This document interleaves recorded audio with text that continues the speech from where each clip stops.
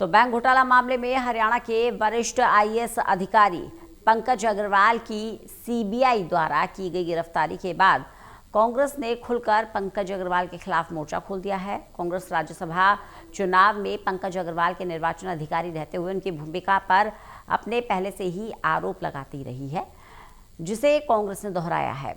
वहीं अब नायब सिंह सैनी की सरकार पर भी सवाल उठाए जा रहे हैं। उधर राजस्थान के साथ जल समझौते पर हुई बातचीत को लेकर भी कांग्रेस सरकार को घेर रही है।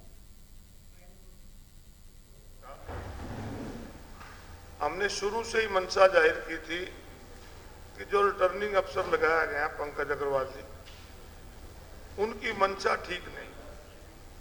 इसके लिए हम चुनाव आयोग को भी मिले थे, उसके बाद गवर्नर साहब से भी मिले थे, और कल जिस प्रकार से उन्हें भ्रष्टाचार के मामले में गिरफ्तार भी कर लिया गया सीबीआई द्वारा, तो इससे यही लगता है कि जो हमारी मंशा थी कि हम जो शक कर रहे थे कि सरकार को ये पता होते हुए कि ये बैंक घोटाले में शामिल हैं, उसको वो जिम्मेवारी दी गई आरोप की, तो कहीं ना कहीं कोई डील थी।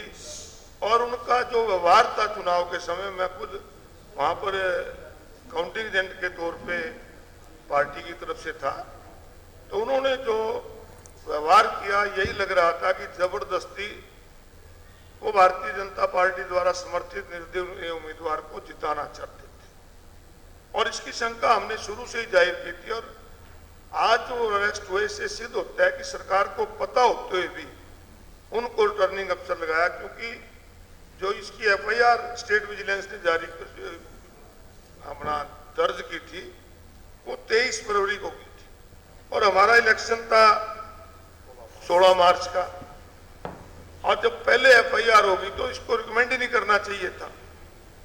और उसके बाद हमने गवर्नर साहब को भी हम 19 मार्च को मिले, 30 मार्च को हम स्टेट इंडियन इलेक्शन कमीशन को भी मिले।